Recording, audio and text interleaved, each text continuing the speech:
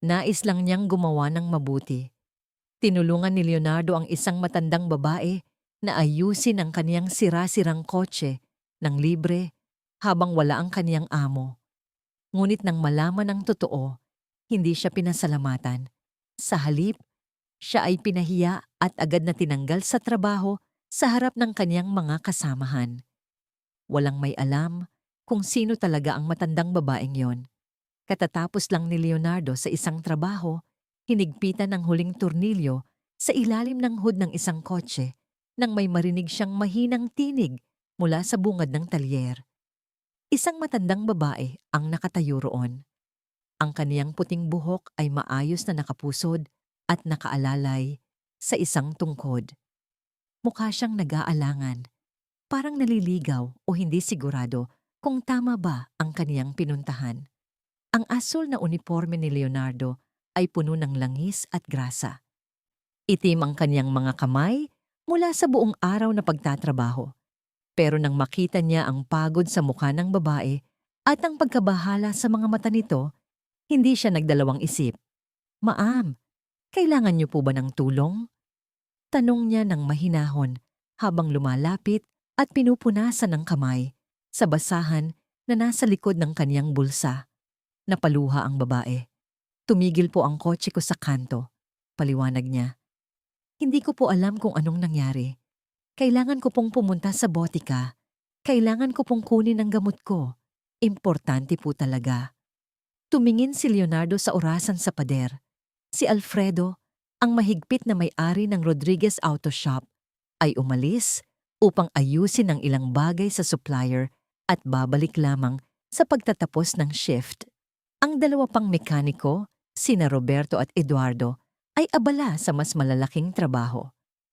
Alam ni Leonardo na hindi siya dapat umalis sa pwesto, pero halatang kailangan ng babae ng tulong. "Tingnan natin," sabi niya. Kinuha niya ang kanyang toolbox at sumabay sa matanda papunta sa kanto. Ang kotse nito ay lumang modelo, simple lang, pero halatang inaalagaan. Binuksan niya ang hood at agad nakita ang sira. Naputol ang alternator belt, maliit ngunit mahalagang bahagi.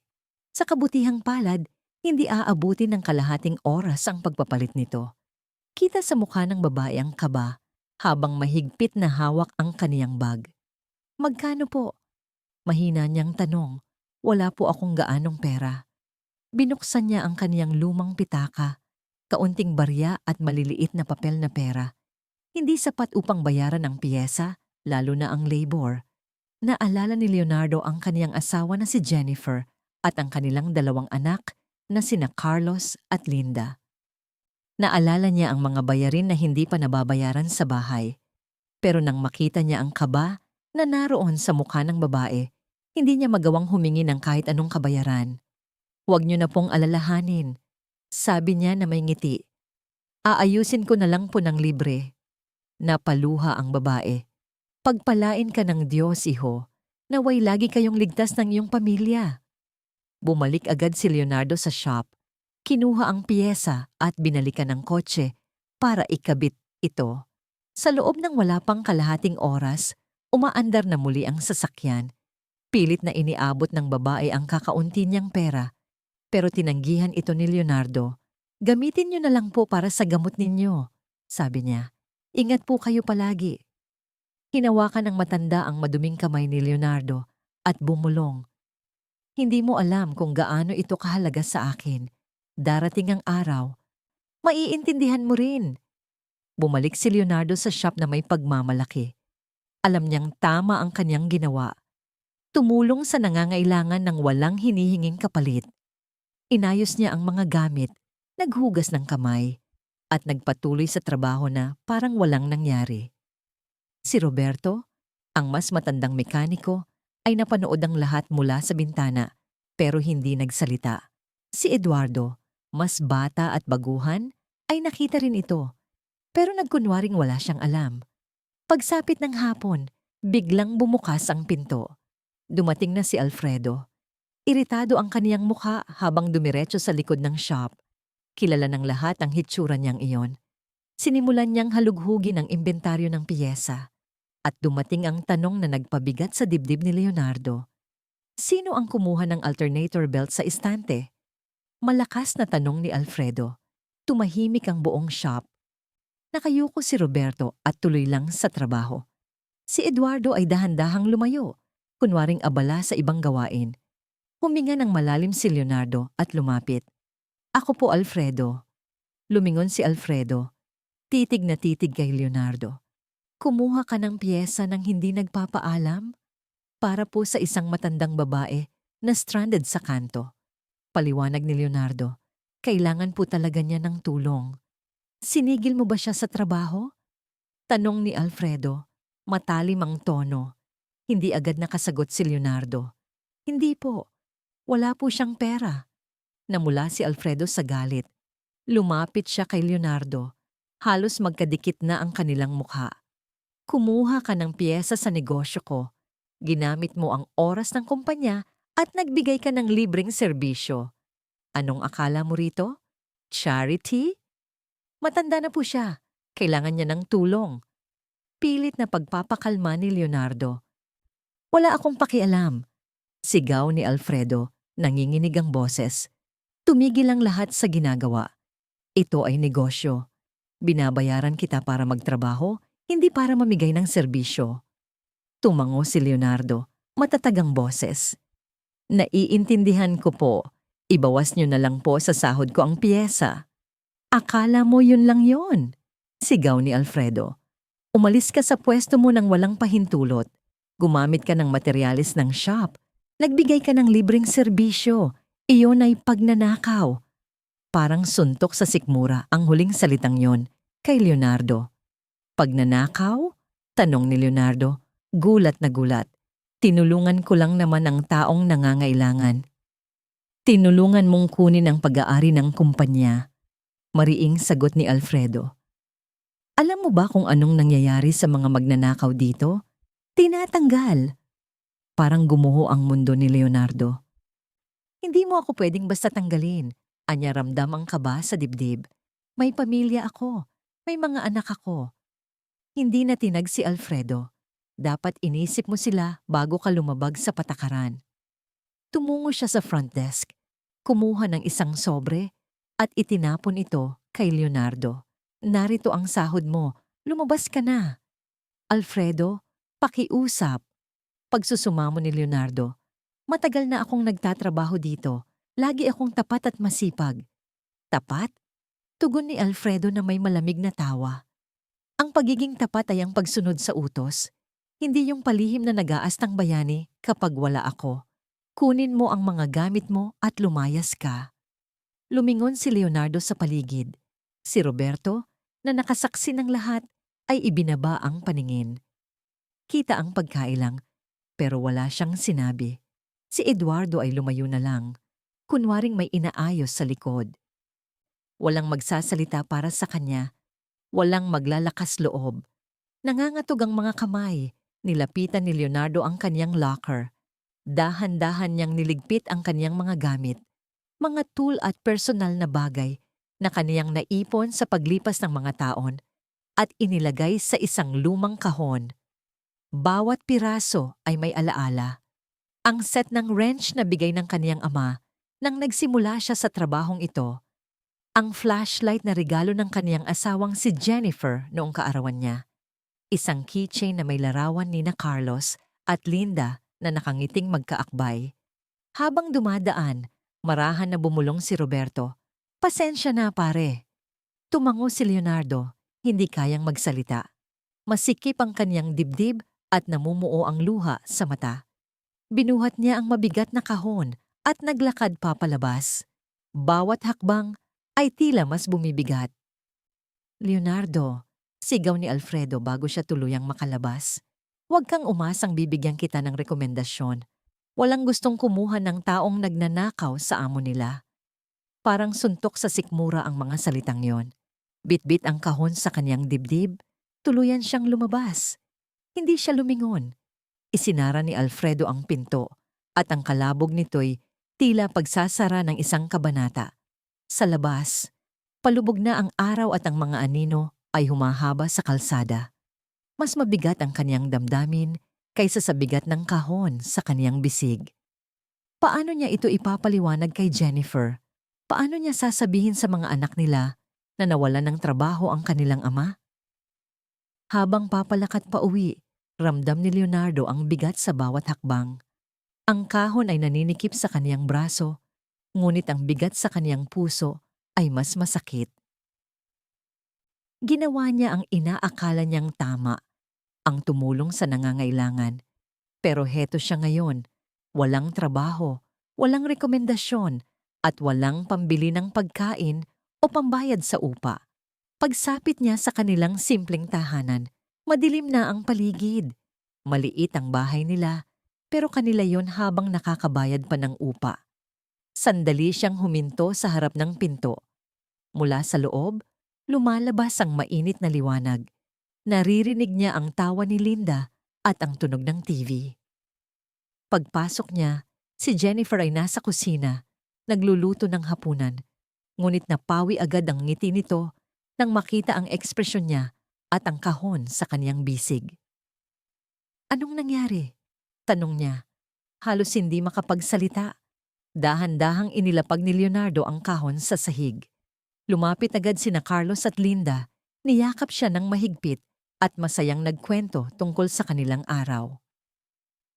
Yumakap siya pabalik, mahigpit, habang tumutulo na ang kaniyang mga luha. "Bakit ka umiiyak, Daddy?" tanong ni Linda habang hinahaplos ang kaniyang pisngi. "Pagod lang si Daddy, sweetheart," sagot niya, pilit na nakangiti. "Maglaro muna kayo, ha? Kailangan lang mag-usap ni Mommy." Tumakbo ang mga bata palayo at si Jennifer ay lumapit sa kanya, punong-puno ng pag-aalala.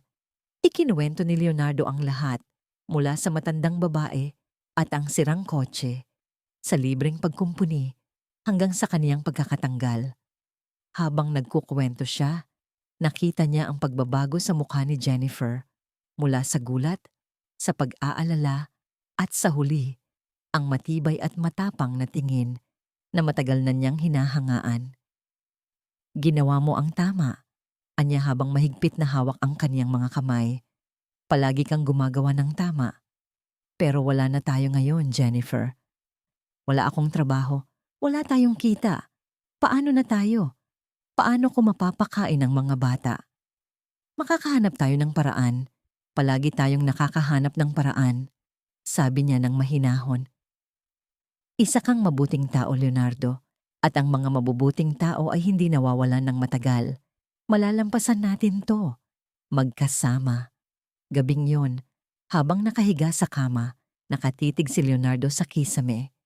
Tinulungan niya ang isang tao, pinili niyang makinig sa puso, at ngayon, binabayaran niya ito ng higit pa sa inaasahan niya. Pero ang hindi niya alam ay ang isang munting kabutihang loob na iyon ay magpapabago sa kaniyang buhay sa paraang hindi niya inakala. Sa kabilang bahagi ng syudad, sa isang tahimik at eleganteng tahanan, maingat na isinilid ng matandang babae, si Romina, ang isang business card sa kaniyang pitaka. Sa likod nito, isinulat niya ang pangalan ng talyer at ang pangalan ng lalaking nagpabago ng kaniyang araw. Wala talagang kamalay-malay si Leonardo na ang ginawa niyang kabutihan ay higit pa sa simpleng pagkumpuni ng kotse ng isang matanda. Naantig niya ang puso ng isang taong hindi lang nagpasalamat, kundi nagpasyang suklihan siya sa tamang panahon. Ang unang mga araw, pagkatapos siyang matanggal sa trabaho, ay tila isang bangungot na hindi niya matakasan. Sanay pa rin ang katawan niya sa dating rutina. Gigising sa madaling araw, magbibihis ng uniforme, handang magtrabaho. Ngunit sa halip na pumunta sa talyer, naglalakad siya sa mga kalye, naghahanap ng kahit anong pag-asa. Bawat pintong kaniyang katok ay may dalang munting pag-asa, at bawat pagtanggi ay unti-unting kumakain sa kaniyang dangal. Ang una niyang pinuntahan ay isang lokal na talyer na pagmamay-ari ni Ginoong Antonio, isang iginagalang sa bayan at kilalang tumatanggap ng masisipag at tapat na manggagawa. Bit-bit ang kaniyang resume at isang mahinhing pag-asa, pumasok si Leonardo. Sa una, mainit ang pagtanggap ni Hinoong Antonio, ngunit nang mabanggit ni Leonardo na galing siya sa Rodriguez Auto Shop, nag-iba ang tono ng usapan. Dati kang nagtatrabaho kay Alfredo? Tanong ni Antonio na nakakunot ang noo. Nakakatawa. Tinawagan ko lang siya kahapon. Sabi niya, tinanggal daw niya ang isang mekaniko dahil sa pagkuha ng piyesa nang walang paalam. Nanlamig si Leonardo. Ako po yun. Pagamin niya. Pero hindi ako nagnakaw. Tinulungan ko lang ang isang matandang babae na kailangan ng agarang tulong. Umiling si Antonio ng mabagal. Anak, hindi ko alam ang buong kwento. Pero hindi ako pwedeng sumugal. Paumanhin. Hindi kita matatanggap. Dala ang mabigat na puso. Lumabas si Leonardo. Pinapakalat ni Alfredo ang kasinungalingan. Binabaluktot ang katotohanan. At ang mga salitang yon ang siyang sumisira sa bawat tiyansang mayroon si Leonardo. Bumisita siya sa 5 talyer sa parehong araw. Yung iba ay ayaw na siyang pakinggan. Tinanggihan siya agad. Lumipas ang mga araw, naging linggo, at ang sitwasyon sa bahay ay unti-unting bumagsak. Si Jennifer ay nagsimulang tumanggap ng trabaho bilang tagalinis ng bahay sa kapitbahayan. Umaalis siya bago pa sumikat ang araw at umuuwi na lang kapag madilim na pagod at sugatan ng mga kamay. Araw-araw, nakikita ni Leonardo ang asawa niyang halos gumapang pauwi. At mas masakit ito kaysa sa anumang sugat na natamo niya noon. Isang gabi, habang bitbit ni Jennifer ang mabigat na timba, tinangka siyang tulungan ni Leonardo. Ako na diyan, sabi niya. Inaabot ang timba. Kailangan mong magpahinga. Bukas, mas maaga akong maghahanap ulit ng trabaho. Ngunit mahigpit ang hawak ni Jennifer sa timba. Sabay natin tong binubuhat, sagot niya. Ganyan tayo mabubuhay. Pero hindi na matiis ni Leonardo ang hirap ng asawa. Napansin niya ang lalim ng eyebags nito. Nakikita niyang hindi ito kumakain para lang masigurong may pagkain sina Carlos at Linda. At habang nangyayari ito, nararamdaman ni Leonardo na unti-unti siyang nawawalan ng halaga. Si Carlos, ang panganay, ay unti-unti nang nakakahalata. Tumigil sa paghingi ng baon. Hindi na umaangal kahit paulit-ulit na kanin at beans lang ang hapunan. Isang hapon, nadatnan ni Leonardo si Carlos sa sala. Nakaupo sa sahig, binibilang ang mga barya mula sa kaniyang alkansya. Anong ginagawa mo, anak? Tanong ni Leonardo ng mahinahon. Nagulat ang bata at tinangkang itago ang alkansya. Wala po, Dad. Mahinang sagot. Lumuhod si Leonardo sa tabi niya. Sabihin mo sa akin, anak. Puno ng luha ang mata ni Carlos. Narinig ko po si Mami kagabi. Umiiyak siya. Wala na raw po tayong pambayad sa upa. Gusto ko pong tumulong gamit ang ipon ko. Parang pinupunit ang puso ni Leonardo. Yumakap siya sa anak ng mahigpit, pinipigilang lumuha. Huwag mong intindihin yan, bulong niya. Si Daddy ang bahala. Pero ang totoo, hindi na niya alam kung paano pa. Patong-patong na ang bayarin, na-disconnect ang kuryente. Sunod, nawalan sila ng tubig. At ang may-ari ng bahay ay laging naroon. Sumisigaw pa sa harap ng mga bata. Dahil wala nang ibang mapagkukunan, nagsimulang ibenta ni Leonardo ang kaniyang mga gamit sa trabaho. Ang tanging kabuhayan na meron siya. Isang araw, hawak-hawak niya ang wrench set na bigay ng kaniyang ama nang siya'y nagsisimula pa lamang. Huwag mong ibenta yan. Pagsusuma mo ni Jennifer, luhaan. Yan ay galing sa tatay mo. Kakailanganin mo yan pag nakahanap ka ulit ng trabaho. Kailangan natin ng makakain ngayon. Mahinang tugon ni Leonardo. Ang bukas, bahala na. Dinala niya ang mga tools sa isang pawn shop sa bayan. Halos hindi ito pinansin ng may-ari at nag-alok ng napakababang halaga. Alam ni Leonardo na mas mataas ang halaga noon, hindi lang sa pera kundi sa alaala. Pero hindi siya nakipagtalo. Mas mahalaga ang pagkain para sa mga anak. Sa kaunting perang nakuha, bumili siya ng tinapay, gatas at konting prutas. Pagdating sa bahay, iniabot niya ito kay Jennifer. Niyakap siya nito ng mahigpit. Walang tanong. Alam na nito kung saan galing ang pera at pareho nilang ramdam ang kirot. Si Linda, ang bunso, ay masyadong bata para maintindihan ng lahat pero nararamdaman niyang may mali. Tumigil siya sa paghingi ng laruan. Hindi na rin siya umaangal kapag walang candy. Isang gabi, pumasok siya sa sala. May dalang papel mula sa eskwelahan. "Tingnan mo, Daddy." Masaya niyang sabi. "Iginuhit ko ang pamilya natin." Dahan-dahang kinuha ni Leonardo ang papel. Ito'y simpleng guhit lamang na gawa sa colored pencils. Sina Leonardo, Jennifer, at ang kanilang 2 anak, magkakahawak kamay, lahat nakangiti ng malaki. Sa ilalim ng drawing, nakasulat sa maliliit at tabingi pang letra, "My Happy Family." Hindi na napigilan ni Leonardo ang sarili. Dumaloy ang mga luha sa kanyang pisngi habang niyayakap niya ng mahigpit si Linda. "Yan ang pinakamagandang drawing na nakita ni Daddy," sabi niya, na mamaos ang boses. "Talaga?" Kumislap ang mga mata ng bata.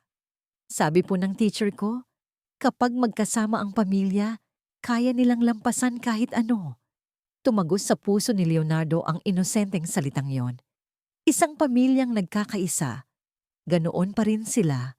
Sa kabila ng gutom, takot, at kawalan ng pag-asa, magkakasama pa rin sila. Pero hanggang kailan niya kayang protektahan yon? Isang hapon, pauwi siya mula sa isa na namang walang saysay na paghahanap ng trabaho. Nakasalubong niya ang isang taong matagal na niyang hindi nakikita.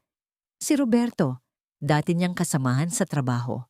Nagtagpo ang kanilang mga mata bago mabilis na umiwas ng tingin si Roberto. Halatang naiilang. "Roberto," mahina niyang bati. "Leonardo, pare." Halata ang pagsisisi sa boses ni Roberto. "Dapat pinagtanggol kita. Gusto ko, pero alam mo naman kung gaano katakot si Alfredo." Tumango lang si Leonardo. Hindi niya siya sinisi. Alam niya kung paanong ang takot ay kayang patahimikin ang kahit mabuting tao pa. "Kumusta na ang shop?" "Hindi na pareho simula nung umalis ka," sagot ni Roberto habang kinakamot ang batok. Mas lalo pang naging masungit si Alfredo. Siguro may konsensya pero duda akong aaminin niya. Mapait na ngumiti si Leonardo. Malabo. Sandaling natahimik si Roberto bago niya dahan-dahang inilabas ang ilang nakatiklop na pera mula sa bulsa. "Alam kong kaunti lang to, pero ito lang ang kaya kong ibigay." Sumigaw ang pride ni Leonardo na tumanggi, ngunit naalala niya ang walang lamang ref, ang tambak na bayarin, ang pagod sa mukha ng kanyang mga anak. Nanginginig ang kamay niyang inabot iyon. "Salamat, Roberto. Totoo.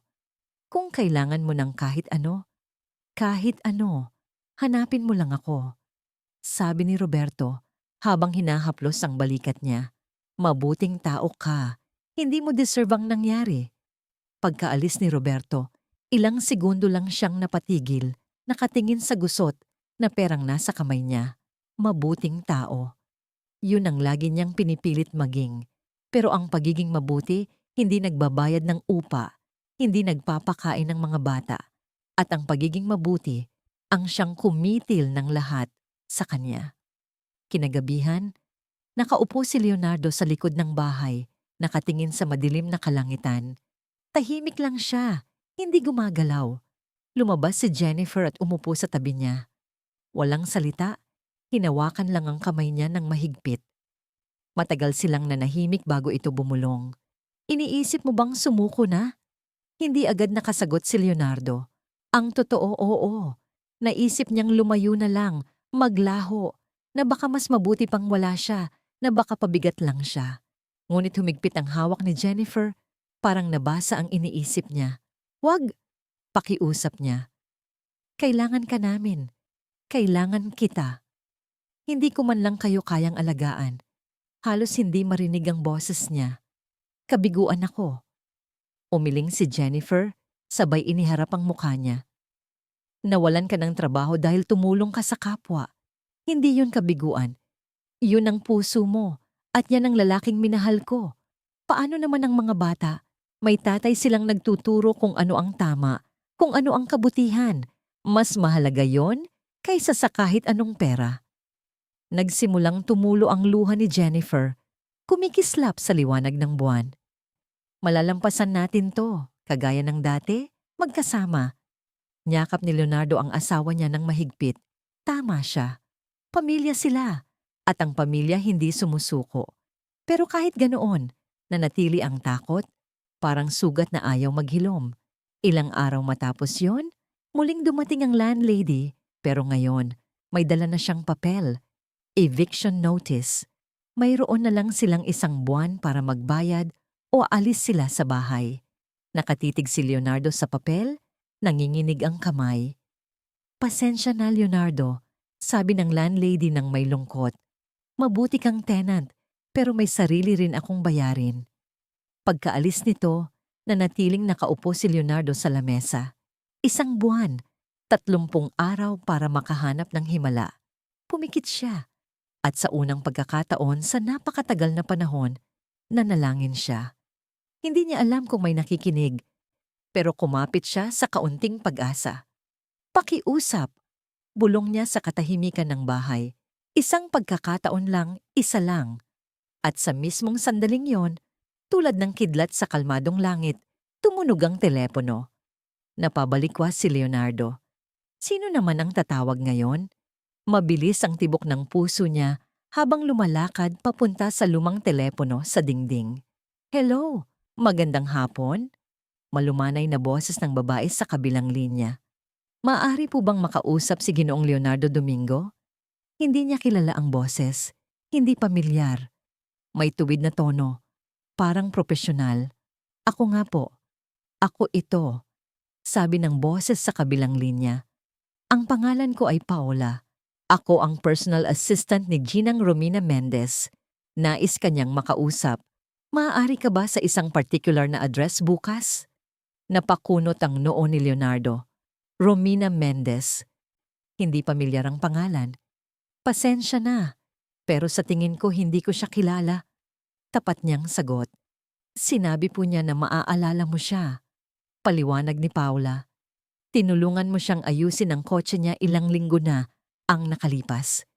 Isang matandang babae, puti ang buhok, nakatungkod.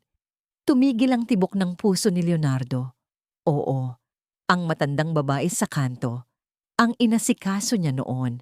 Araw din nang gumuho ang buhay niya. Naaalala ko siya, mahina niyang sabi. Magaling. Nais kanyang makausap ng personal. Maibibigay ko na ba ang address? Sinulat ni Leonardo ang address sa 1 pirasong papel. Pagkababa ng telepono, ilang sandali siyang nakatayo lang, nakatingin sa nakasulat doon. Bakit siya tumatawag? Trabaho ba ito? Pasasalamat? 1 pagkakataon. Kinagabihan, ikinuwento niya kay Jennifer ang lahat. Matagal silang nag-usap. Puro hula, puro tanong. Pero may isang bagay na muling umusbong sa dibdib ni Leonardo. Pag-asa.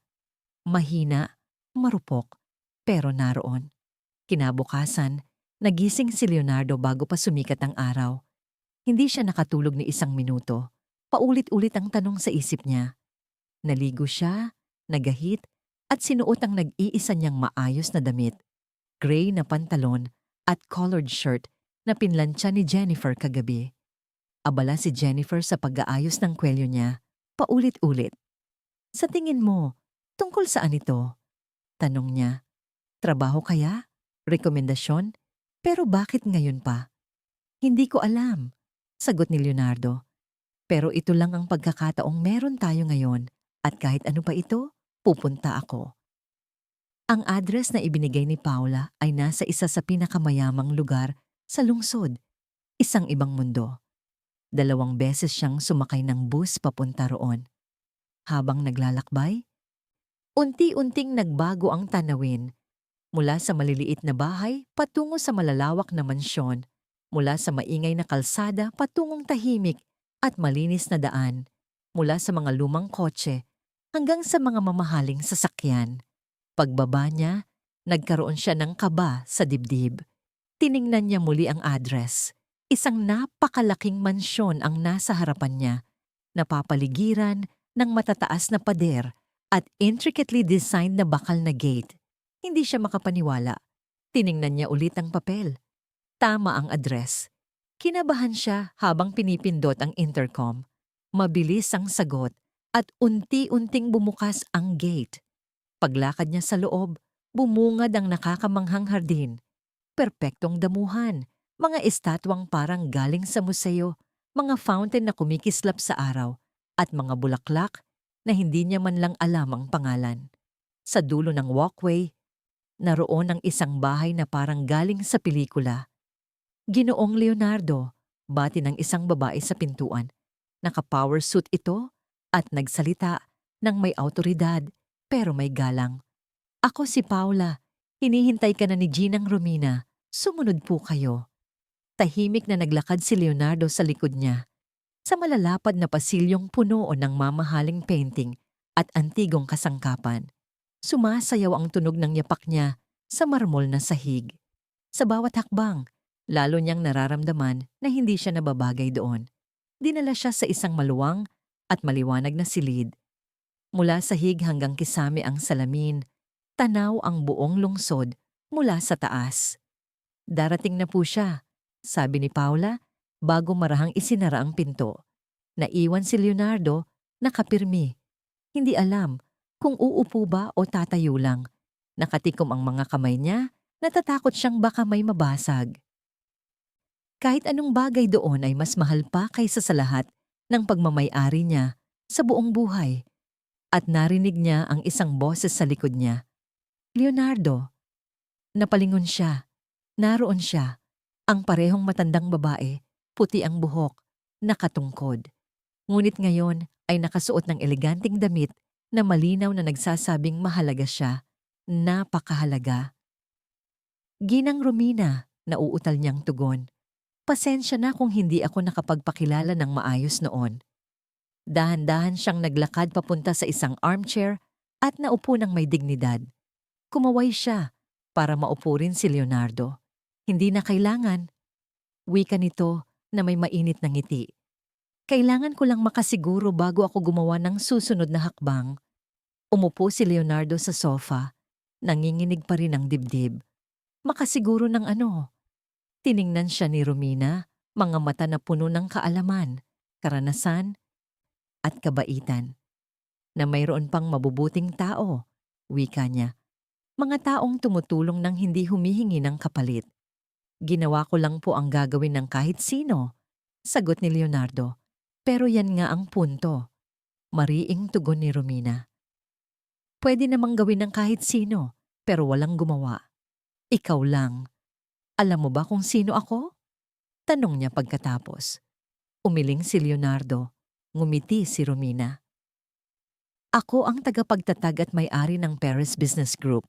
May hawak akong mga construction company, real estate properties, at pinakaimportante para sa'yo, ako ang may-ari ng isang chain ng mga talyer sa buong syudad. Parang nawala ang hangin sa dibdib ni Leonardo. Isang network ng mga auto shop. Hindi lang pala siya simpleng customer. Isa siyang taong kayang magbago ng kapalaran ng isang tao sa isang salita lang. Ang araw na yon, pagpapatuloy ni Romina, hindi aksidente ang pagkasira ng kotse ko. Nagsusubok ako. Napakurap si Leonardo.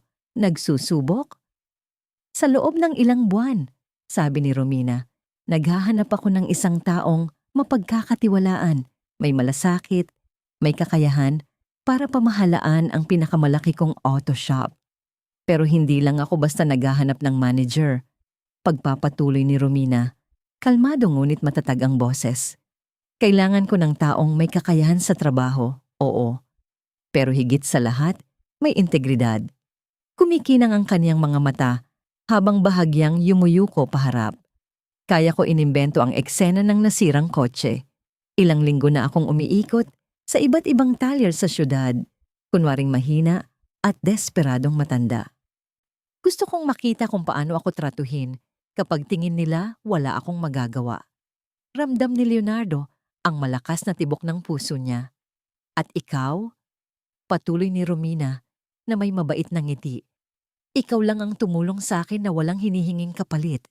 Higit pa roon, dagdag pa niya, mas lumalambot ang boses, isinugal mo ang trabaho mo para sa isang estranghero. Hindi lang yung kabutihan, Leonardo. Iyon ay pagkatao. Sumandal siya sa upuan. Ikinuwento sa akin ni Paula ang lahat ng nangyari pagkatapos.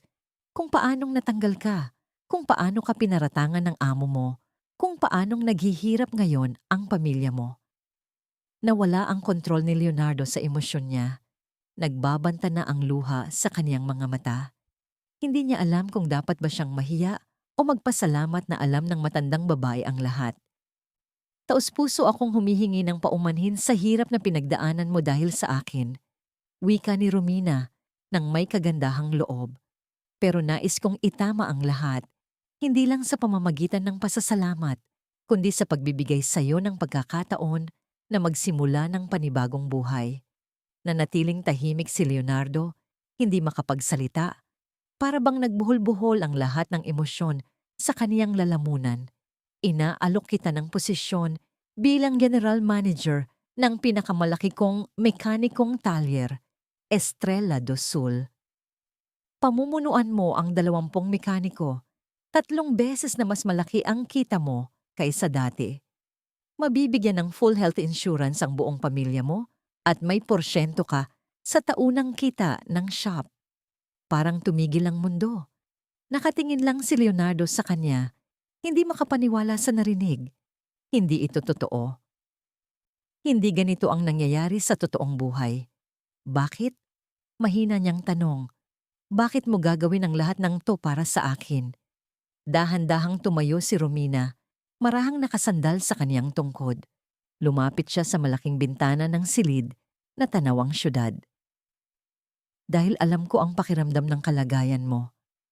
Noong kabataan ko, isa akong biyudang may 2 anak. Wala akong pera, wala akong koneksyon. Nagtatrabaho akong janitor sa gabi sa mga opisina. Tahimik na nakikinig si Leonardo, bawat salita ay tumatagos. Isang gabi, habang naglilinis ako sa opisina ng isang mayamang negosyante, nakita ko ang wallet niya sa mesa, puno ng pera, sapat para mabago ang buhay naming mag-iina. Sandaling tumigil si Romina, bahagyang nanginginig ang kaniyang boses. Matagal ko iyong tinitigan, naalala ko ang aming walang lamang refrigerator, ang upang hindi ko mabayaran, ang takot, ang gutom, ang pagod. Alam kong isang abot lang, mababago ang lahat, pero hindi ko ginawa. Ibinalik ko sa kanya. Humarap siyang muli kay Leonardo na matatag ang tingin. Inalok niya ako ng trabaho. Tinuruan niya akong magnegosyo. Sa paglipas ng panahon, nagtayo ako ng sarili kong kumpanya at unti-unting nabuo ang lahat ng nakikita mo ngayon. Lumapit siya kay Leonardo at tumingin sa kaniyang mga mata. Isang desisyon lang, ang gawin ng tama kahit masakit, ang nagbago ng kapalaran ko. At nang makita kitang ginawa ang parehong bagay, isinakripisyo ang trabaho mo para tumulong sa isang estranghero. Alam kong dapat ko itong ibalik. Hindi na napigilan ni Leonardo ang pag-iyak. Dumagsa ang luha, hindi dahil sa sakit, kundi sa pagpapalaya. Sa matinding pasasalamat, sa pag-asa na akala niya'y nawala na. Lumapit si Romina at marahang hinawakan ang kaniyang balikat. Hindi mo kailangang magdesisyon ngayon. Umuwi ka muna. Kausapin mo ang asawa mo, magpahinga. Basta tandaan mo, ang alok na ito ay totoo at para sa'yo. Pinahid ni Leonardo ang luha sa mukha niya. Hindi ko na kailangang mag-isip pa. Nanginginig ang boses niyang sabi. Tinatanggap ko. Oh, tinatanggap ko. Ngumiti si Romina. Maluwag? Totoo. Mabuti. Magsisimula ka sa susunod na linggo. Aasikasuhin ni Paula ang lahat ng papeles at bibigyan kanya ngayon ng advance sa sahod mo. Advance? Halos hindi makapaniwalang tanong ni Leonardo. May renta kang babayaran. May mga anak kang kailangang pakainin. Hindi ka pwedeng maghintay hanggang katapusan ng buwan. Pinindot niya ang intercom. Paula, maaari ka bang pumasok dito? Makalipas ang ilang sandali, pumasok si Paula. May hawak na makapal na sobre. Narito po, Ginang Romina. Lumapit si Romina kay Leonardo na may mainit na ngiti. Sapat na ito para bayaran ang mga bill ninyo at may sobra pa para makahinga kayo. Inabot ni Romina ang sobre sa kanya. At may isa pa. Napatigil si Leonardo. Meron pa? Tungkol sa bahay, alam kong nakatanggap ka ng eviction notice. Sa kabutihang palad, may pagmamay-ari akong ilang paupahang bahay sa lungsod. Isa roon, ilang blok lang mula sa inyo, ay bakante simula kahapon. Kung gusto mo, yun na, kasama sa benepisyo mo bilang subsidized ng kumpanya. Nakatitig si Leonardo sa sobre na hawak niya, nanginginig ang kamay. Hindi siya halos makatayo, nanlalambot ang tuhod niya. Hindi sa pagkalugmok, kundi sa matinding ginhawa. Hindi na yon luha ng kalungkutan, iyon ay luha ng saya. Luha ng ibinalik na pananalig. Luha ng pusong muling nakahinga matapos malunod ng matagal. Hindi ko alam kung paano magpapasalamat. Mahina niyang wika. Ngumiti si Romina. Nagpasalamat ka na noong araw na pinili mong tumulong sa isang estranghero nang walang hinihintay na kapalit. Nang pinili mong manatiling mabuti kahit salungat ang mundo. Doon kita nakita, Leonardo. Huwag mong kailanman bibitawan yon. Umalis si Leonardo sa mansyon ni Romina na para bang lumulutang sa ulap. Habang nakasakay sa siksikang bus pauwi, mahigpit niyang yakap ang sobre sa dibdib habang tahimik na bumubuhos ang luha sa kaniyang pisngi. Luha ng tuwa, ng hindi makapaniwala, ng ginhawang matagal nang nawawala. Pinagtitinginan siya ng mga pasaherong nagtataka kung bakit siya umiiyak habang nakangiti. Ngunit wala siyang pakialam. Ang tanging nasa isip niya ay makauwi agad at sabihin ang lahat kay Jennifer. Pagbukas ng pinto, nadatnan niya si Jennifer sa kusina. Sinusubukang palawigin ang kaunting bigas para sa hapunan. Nasa mesa sina Carlos at Linda, tahimik na gumagawa ng takdang aralin. Lahat sila ay lumingon sa kanya, may halong kaba at pag-asa sa mga mata. "Kumusta?" tanong ni Jennifer, mabilis na lumapit at halos bitawan ng kutsara sa sobrang pagkasabik. Anong gusto niya? Hindi agad nakapagsalita si Leonardo. Binuksan lang niya ang sobre at inilabas ang pera. Napasinghap si Jennifer, gulat na gulat. Nanghina ang tuhod niya sa sobrang emosyon. At saka ikinuwento ni Leonardo ang lahat. Tungkol kay Romina, sa mansyon, sa pagsubok, sa alok, sa bagong bahay. Pagsapit ng dulo ng kaniyang kwento, humahagulgol na si Jennifer habang yakap siya ng mahigpit. Ayaw nang bumitaw. Sumali sina Carlos at Linda sa yakap. Hindi man nila lubos na nauunawaan ang bawat detalye. Ramdam nilang may naibalik na kasiyahan sa tahanan. "Sabi ko na sayo," bulong ni Jennifer habang nakabaon ng mukha sa balikat ni Leonardo. "Sabi ko na, malalampasan natin to magkasama." Gabing iyon, sa unang pagkakataon sa loob ng maraming linggo, may tunay na hapunan sa mesa. Bumili si Leonardo ng lahat ng paborito ng mga bata sa palengke. Muling napuno ng tawanan ang kanilang bahay. Naalis na ang bigat sa paligid. Pinagmamasdan niya sina Carlos at Linda na nagtatawanan habang kumakain at inabot ang kamay ni Jennifer sa ibabaw ng mesa. At sa wakas, tunay na katahimikan ang naramdaman ni Leonardo. Ngunit may isang bagay pa rin sa kaloob-looban niya ang gumugulo. Si Alfredo, ang taong nanghamak sa kanya. Nagsinungaling tungkol sa kanya, tinangkang durugin siya. Alam ni Leonardo, kailangan niya itong harapin. At dumating ang sandaling iyon mas maaga kaysa inaasahan. Ang unang linggo ni Leonardo bilang general manager ng Estrella do Sul ay matindi. Maaga siyang dumarating, gabi na umuwi. Sinisigurado niyang kabisado ang bawat aspeto ng operasyon. Napakalaki ng shop, kumpleto sa makabagong kagamitan na dati tanging sa katalog lang niya nakikita. Ang 20 mekaniko sa kanyang team ay mabilis na rumespeto sa kanya. Hindi lang sa galing niya, kundi sa kababaang loob at pamumuno. Sa bahay, palaging sinasabi ni Jennifer na iba na siya ngayon. Wala na ang bigat sa balikat niya, Muli nang kumikislap ang kanyang mga mata. Pati mga bata napansin. Muling gumuguhit si Linda ng happy family. Tumigil na si Carlos sa pagbibilang ng barya. At ang bagong bahay, higit pa sa pangarap. 3 kwarto, tahimik na kapitbahayan, malawak na bakuran kung saan pwedeng tumakbo ang mga bata. Noong araw ng paglipat nila, napaiyak si Jennifer, nilibot ang mga silid, iniisip kung saan ilalagay ang kurtina, ang mga kasangkapan, kung saan muling maririnig ang halakhakan. Ngunit alam ni Leonardo, hindi pa tapos ang nakaraan. Hindi pa, habang hindi niya nahaharap ang taong sinubukang sirain ang kaniyang kinabukasan. Isang hapon, nakatanggap si Leonardo ng tawag na nagpabigat sa kaniyang dibdib. Si Paula. Leonardo, kalmado ang tono. Nais ni Ginang Romina na pumunta ka sa opisina ng Rodriguez Auto Shop ngayong hapon. May bagay na kailangan ng presensya mo. Rodriguez Auto Shop? Tanong ni Leonardo. Naninikip ang dibdib. Ang talyer ni Alfredo. Oo, ipapaliwanag niya pagdating mo. Pwede kang dumiretso mula sa kinaroroonan mo. Pagkababa ng tawag, namasa ang palad ni Leonardo. Ayaw na niyang bumalik doon. Ngunit kung si Romina ang may hiling, siguradong mahalaga ito. Nagpaalam siya sa supervisor, sumakay sa company car, at bumiyahe patungo sa kabilang dako ng lungsod.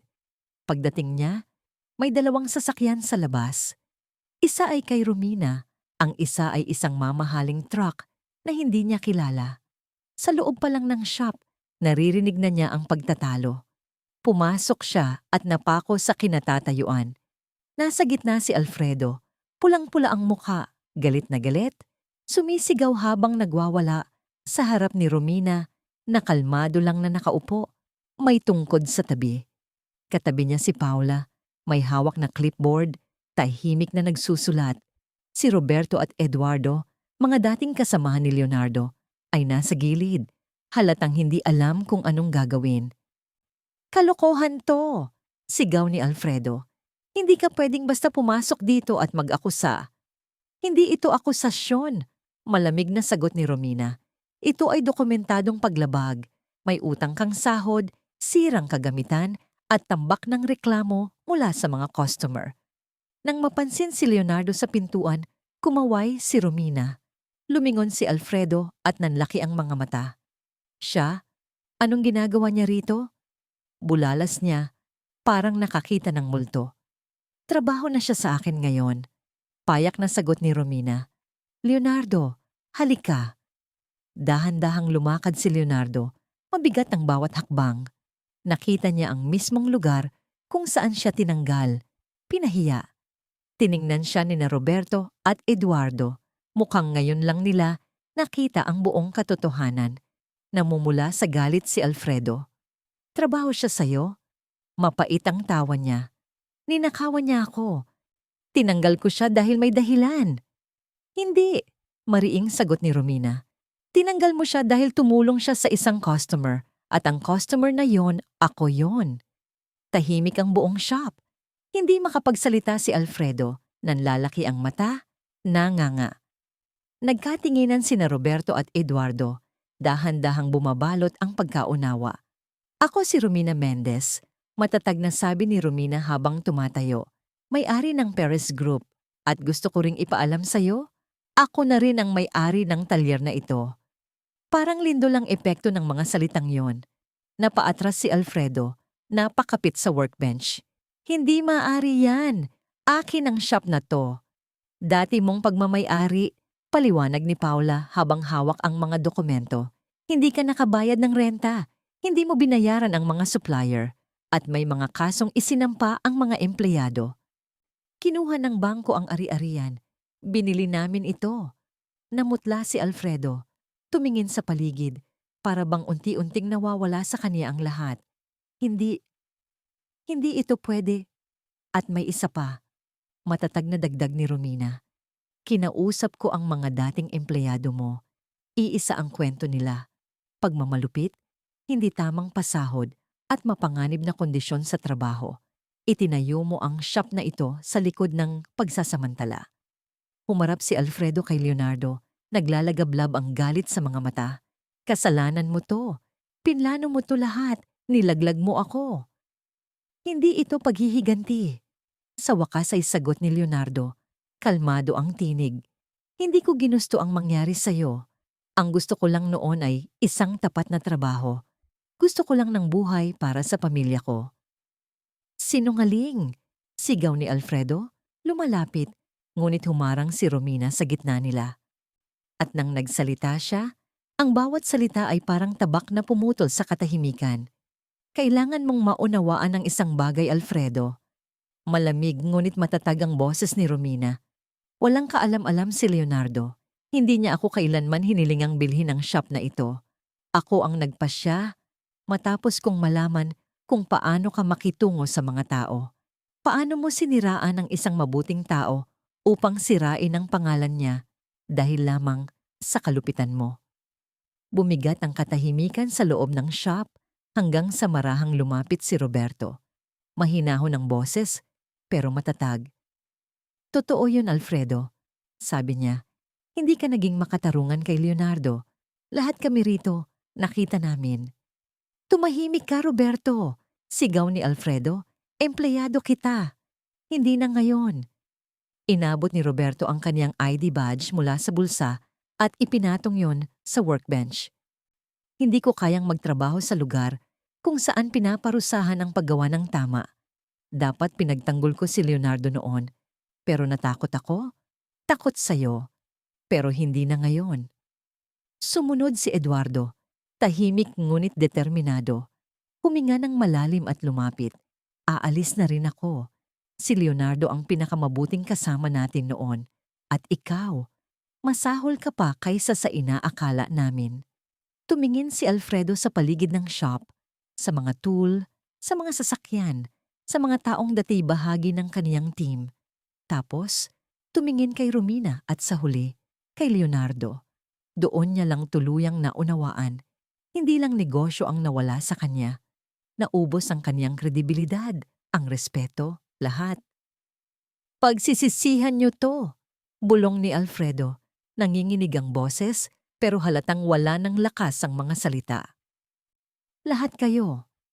Dahan-dahang bumunot ng sobre si Romina mula sa kaniyang bag. Hindi ako pumunta rito para lang ilantad ka, sabi niya. Pumunta rin ako para magbigay ng pagkakataon. Hindi dahil karapat-dapat ka, kundi dahil naniniwala pa rin ako na lahat ay may karapatang magbago. Iniabot niya ang sobre. Nag-alinlangan si Alfredo, pero binuksan nito. Nasa loob ang mga dokumentong maayos na inihanda. Isang alok sa trabaho.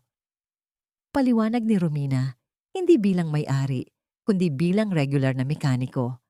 Sa isa sa maliliit naming shops sa labas ng syudad, tamang sahod, maayos na oras, benepisyo. Pero may kondisyon, mahigpit na pagmamatiyag. Magsisimula ka muli. Sa ilalim. Nanginginig ang mga kamay ni Alfredo. Sumisigaw ang kaniyang pride. Pero halatang halata ang desperasyon sa kaniyang mukha.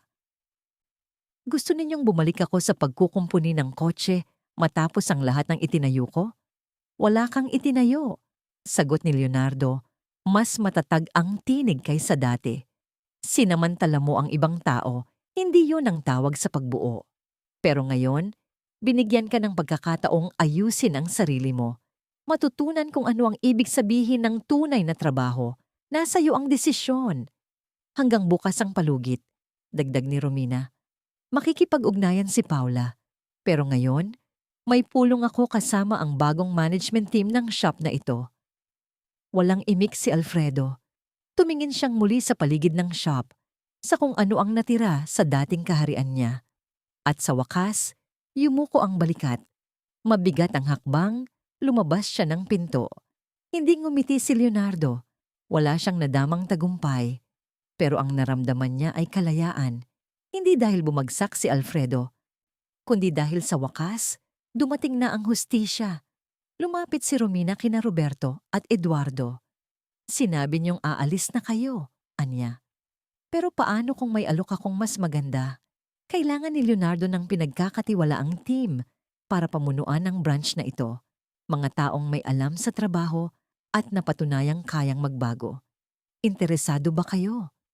Nagkatinginan ng dalawang lalaki. Puno ng pag-asa ang mga mata. Seryoso po kayo? Tanong ni Roberto. Lubos? Sagot ni Romina. Pero si Leonardo ang magpapasya. Ang shop na ito ay ngayon ay nasa ilalim niya bilang regional manager. Tumingin si Leonardo sa dating mga kasamahan. Mga taong nanahimik noon pero ngayon naglakas loob na magsalita. Naalala niya kung gaano siya nag-iisa noong araw na tinanggal siya. Naalala niya kung gaano nakalayo ang kanilang narating. Naalala niya ang kahalagahan ng pangalawang pagkakataon. Gusto ko kayong pareho sa team, sabi niya. Pero may isang kondisyon, magtutulungan tayo. Pakikitunguhan natin ang lahat ng may katapatan at respeto. Yan lang ang tanging paraan pasulong. Sige ako diyan, sagot ni Roberto, sabay abot ng kamay niya. Matatag, tapat, at salamat. Hindi mo kailangang bigyan kami ng pagkakataong ito. Lahat ay karapat-dapat sa pangalawang pagkakataon, sagot ni Leonardo. Inuulit ang mga salitang narinig niya mula kay Romina. Huwag nating sayangin. Ang mga sumunod na araw ay puno ng pagbabago. Muling isinilang ang dating Rodriguez Auto Shop. Dumating ang bagong kagamitan. Pininturahan ang mga dingding. Isinulat muli ang mga patakaran para sa kaligtasan. At higit sa lahat, ang kultura ng takot ay napalitan ng respeto. Pinangunahan ni Leonardo ang bawat hakbang, may apoy sa puso na hindi pa niya naramdaman kailanman.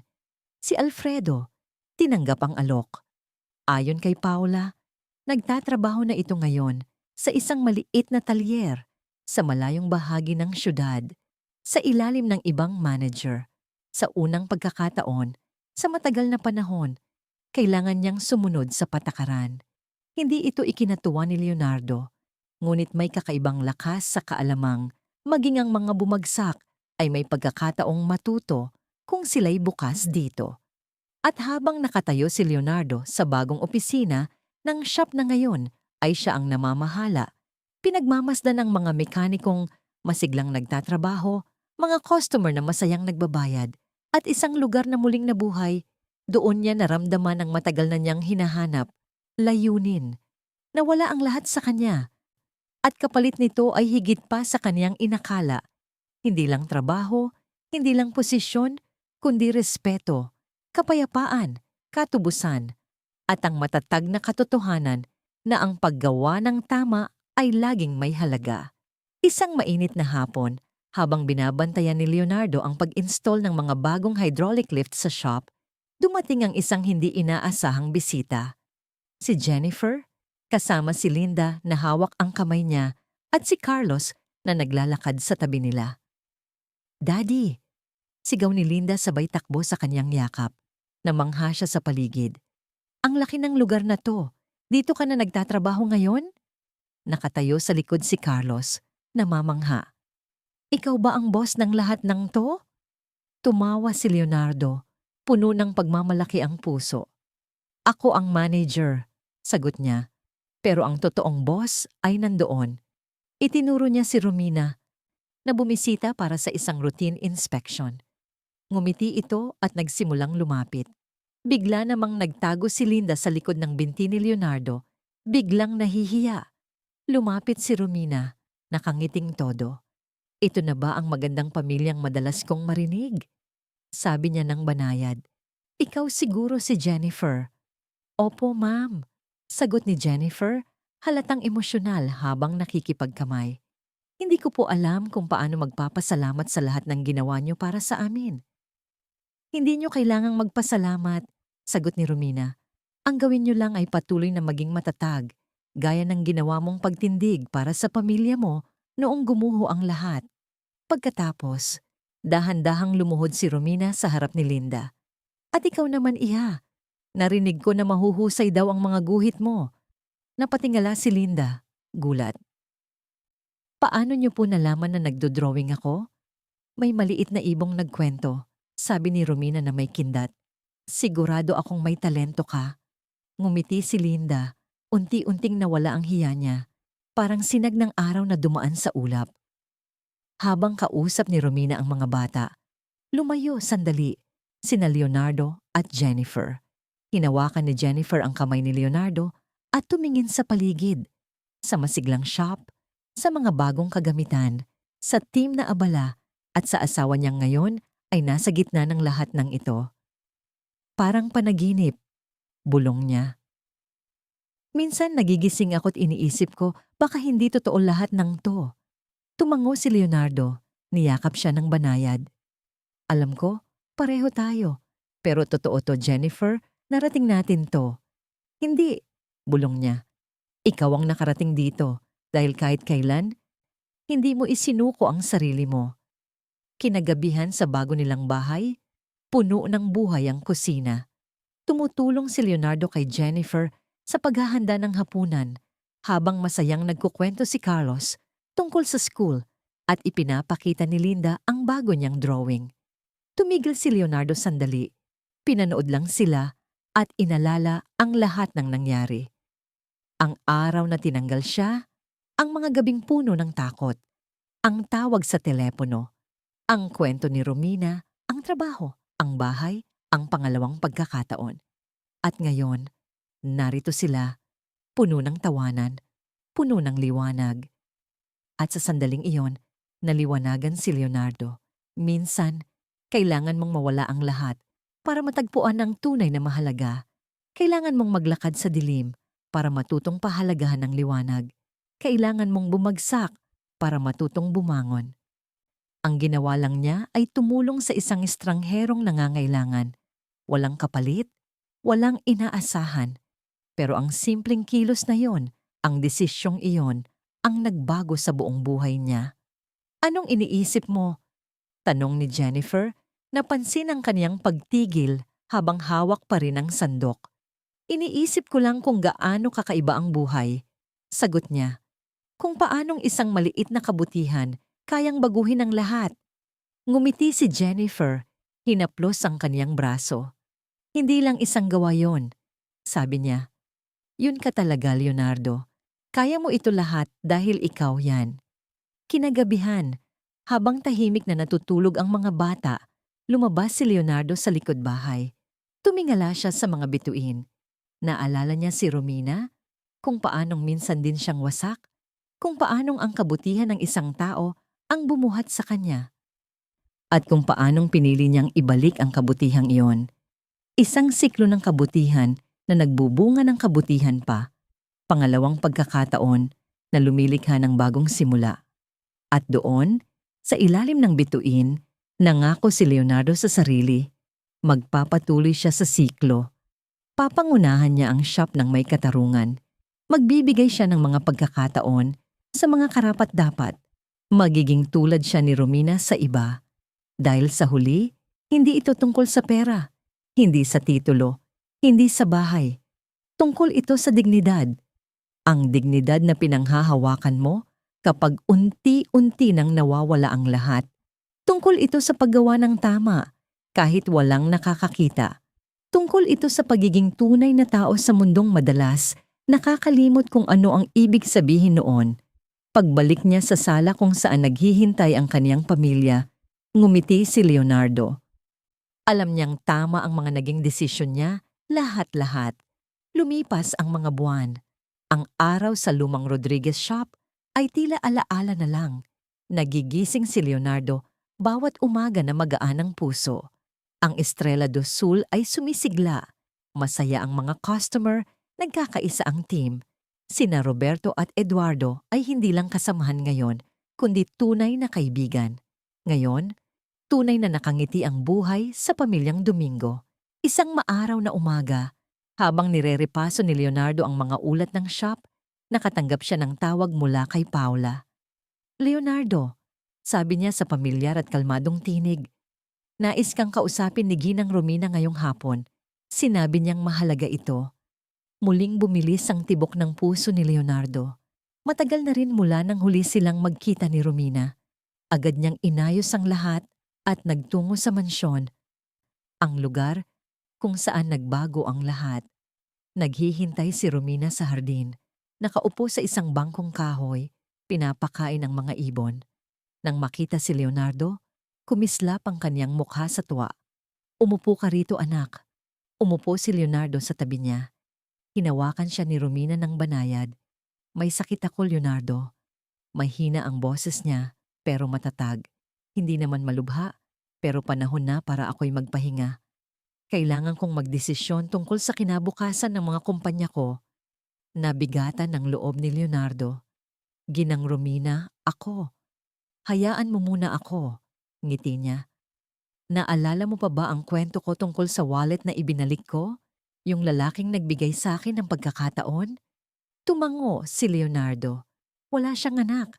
At nang pumanaw siya, iniwan niya sa akin ang bahagi ng negosyo niya.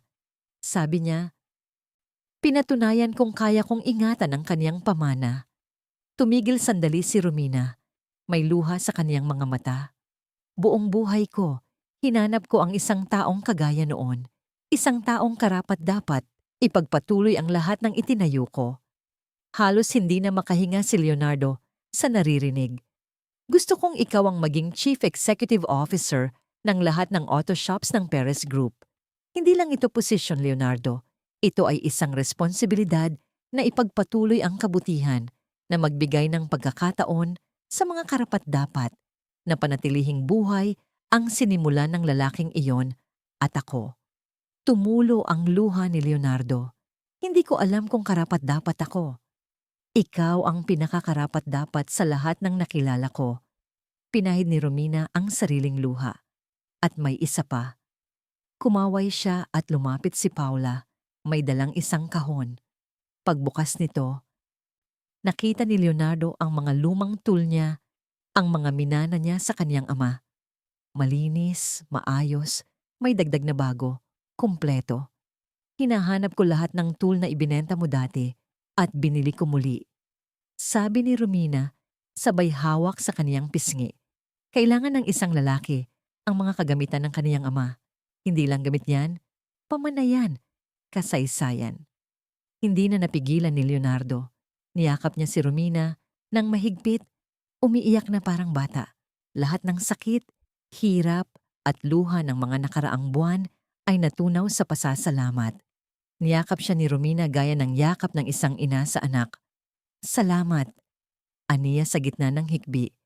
"Sa lahat, sa paniniwala sa akin kahit noong wala nang naniniwala." "Madali lang akong naniwala," bulong ni Romina, "dahil naging totoo ka lang sa kung sino ka." Ilang araw ang lumipas.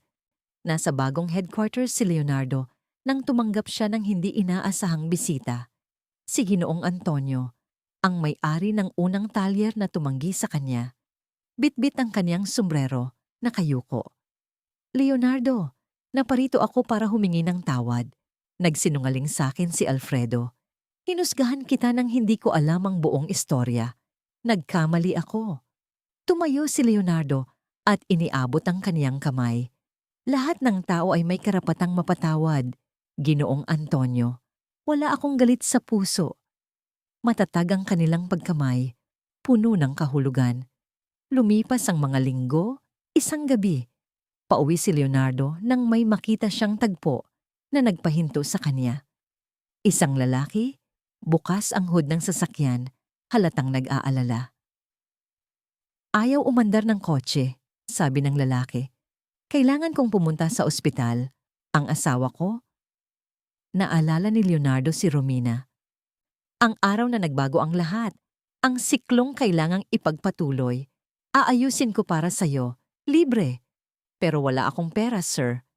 "Hindi mo kailangan magbayad," sabi ni Leonardo habang binubuksan ang toolbox niya. "Ibahagi mo lang ang kabutihan kapag may pagkakataon." Habang inaayos ang makina, may isang tinig sa likod niya. "Hindi ka nagbago." Paglingon ni Leonardo, nakita niya si Alfredo, suot ang uniforme ng mekaniko. Nagtagpo ang kanilang mga mata. "Ilang buwan ko nang pinag-iisipan ng lahat," sabi ni Alfredo. "Puno ako ng galit noon at kalupitan. Pero ang pagiging empleyado'y nagturo sa akin ng respeto. Nakita ko yung ginawa mo ngayon. Tumulong ka pa rin. Hindi ka pa rin nagbago." Inabot ni Leonardo ang kamay. Dahil naniniwala ako na kayang magbago ang tao, nagbabago ka, Alfredo. At yan ang mahalaga. Nagkamay sila. Hindi bilang kaaway, kundi bilang mga taong parehong sinubok ng buhay. Sa isang barbecue sa bagong bahay nila, puno ng tawanan. Nandoon sina Roberto, Eduardo, at ang kanilang pamilya. Nandoon si Paula, tinutulungan si Romina. Nandoon si Jennifer, Carlos, at Linda. Tumakbo si Linda kay Romina, may hawak na drawing. Lola Romina, may ginawa ako para sa'yo. Sa papel, nakaguhit si Leonardo na nag-aayos ng kotse, si Romina sa tabi niya, at ang buong pamilya na masayang magkasama. Sa ibaba, nakasulat sa makukulay na letra, ang paggawa ng mabuti, laging may halaga. Niyakap ni Romina ang drawing, lumuluha, lumipas ang panahon. Pumanaw na si Romina, payapa, ipinamana ang Perez Group sa taong alam niyang karapat-dapat. Sa pader ng opisina ni Leonardo, nakasabit ang drawing ni Linda. Si Carlos ay nasa kolehiyo, nag-aaral ng engineering. Si Linda, gustong maging guro. At si Leonardo, tuwing umaga, dumadaan sa mismong kanto kung saan nagsimula ang lahat. At sa bawat taong nangangailangan, humihinto pa rin siya. Dahil hindi tayo hinuhusgahan sa mga nawala sa atin, kundi sa mga pinili nating protektahan. Hindi sa titulong bitbit natin, kundi sa kabutihang ipinapakita natin.